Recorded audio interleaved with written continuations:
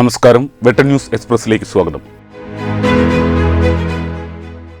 June 19 നടക്കുന്ന നിലമ്പൂർ നിയമസഭാ ഉപതെരഞ്ഞെടുപ്പിനായി തയ്യാറാക്കിയ വോട്ടർ പട്ടികയിൽ ആകെ 2,32,381 പേർ ഉൾപ്പെട്ടിട്ടുണ്ടെന്നും പട്ടികയിലെ എല്ലാവരും സമ്മതിദാനാവകാശം വിനിയോഗിക്കണമെന്നും ജില്ലാ തെരഞ്ഞെടുപ്പ് ഓഫീസർ കൂടിയായ ജില്ലാ കളക്ടർ VR വിനോദ് നിലമ്പൂരിൽ നടത്തിയ വാർത്താസമ്മേളനത്തിൽ അഭ്യർത്ഥിച്ചു.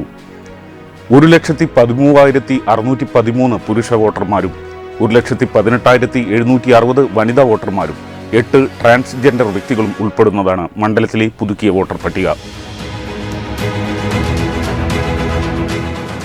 സംസ്ഥാനത്ത് ഒരു ഇടവേളയ്ക്ക് ശേഷം മഴ വീണ്ടും ശക്തി പ്രാപിച്ചു. ഇന്ന് മലപ്പുറം ജില്ലയിൽ യെല്ലോ അലർട്ട്.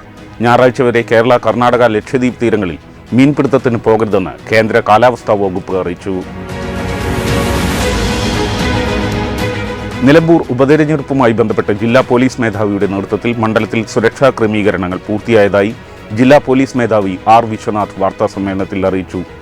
നിലമ്പൂർ മണ്ഡലത്തിലെ പരിധിയിൽ നിലമ്പൂർ, എടക്കര, വഴിക്കടവ്, പോത്തുകൽ, പൂക്കോട്ടുപാടം എന്നീ 5 പോലീസ് സ്റ്റേഷനുകളാണ് ഉൾപ്പെടുന്നത്. അന്താരാഷ്ട്ര ലഹരി വിരുദ്ധ ദിനമായ ജൂൺ 26 തിരൂരിൽ കായിക വകുപ്പ് സംഘടിപ്പിക്കുന്ന കിക്ക് ഡ്രഗ്സ് ലഹരി വിരുദ്ധ ക്യാമ്പയിന്റെ സംസ്ഥാനതല സമാപനത്തിന്റെ ഭാഗമായി 26 തിരൂരിൽ ജില്ലയിലെ ഹൈസ്കൂൾ, ഹയർ സെക്കൻഡറി സ്കൂൾ വിദ്യാർത്ഥികൾക്കായി ക്വിസ് മത്സരം സംഘടിപ്പിക്കും. സാമൂഹിക, സാംസ്കാരിക, വിദ്യാഭ്യാസ, നിയമ, മനുഷ്യാവകാശ പ്രവർത്തനങ്ങളിൽ മാതൃകായോഗ്യമായ ജീവിതം നയിച്ച വലിയ വ്യക്തിത്വമായിരുന്നു തിരൂരിലെ കാരണവർ അഡ്വക്കേറ്റ് VMK അഹമ്മദ് എന്ന് സൗഹൃദവേദി തിരൂർ സംഘടിപ്പിച്ച അനുസ്മരണ യോഗത്തിൽ സംസാരിച്ചവർ അഭിപ്രായപ്പെട്ടു. സൗഹൃദവേദി തിരൂർ പ്രസിഡന്റ് KP റോമത്തുള്ള അധ്യക്ഷത വഹിച്ചു. ചുങ്കം പ്രവാസി UAE ചാപ്റ്റർ സംഘടിപ്പിച്ച ഈദ് മിലൻ 2025 ചുങ്കം ഫെസ്റ്റിന് പ്രൗഢമായ പരിസമാപ്തി. ദുബായ് ന്യൂ ഇന്ത്യൻ മോഡൽ സ്കൂളിൽ ബലിപെരുന്നാൾ ദിനത്തിലാണ് വൈവിധ്യമാർന്ന പരിപാടികൾ അരങ്ങേറിയത്. പരിപാടികൾ സീനിയർ അംഗം KPA അസീസ് ഉദ്ഘാടനം ചെയ്തു.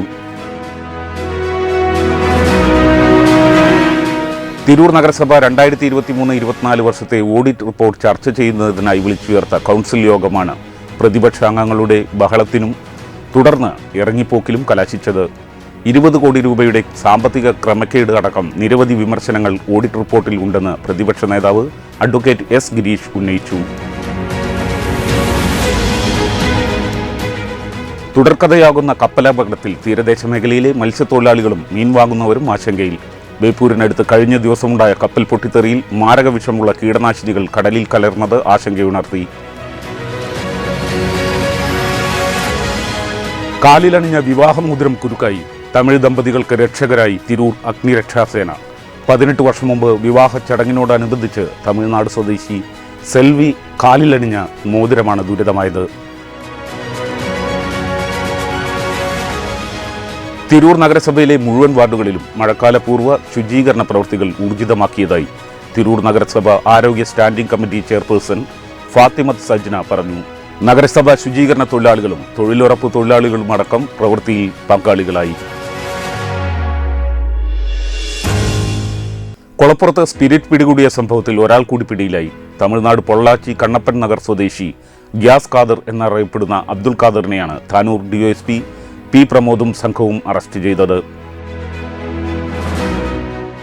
തിരൂർ താലൂക്ക് ചരിത്രസഭാ സമ്മേളനം തിരൂർ പ്രൊവിഡൻസ് കോളേജിൽ താനൂർ ബ്ലോക്ക് പഞ്ചായത്ത് പ്രസിഡന്റ് സൈനബ ചേനാത്ത് ഉദ്ഘാടനം നിർവഹിച്ചു. ഇതോടെ ഈ വാർത്താ ബുള്ളറ്റിൻ പൂർണ്ണമാകുന്നു. നന്ദി, നമസ്കാരം.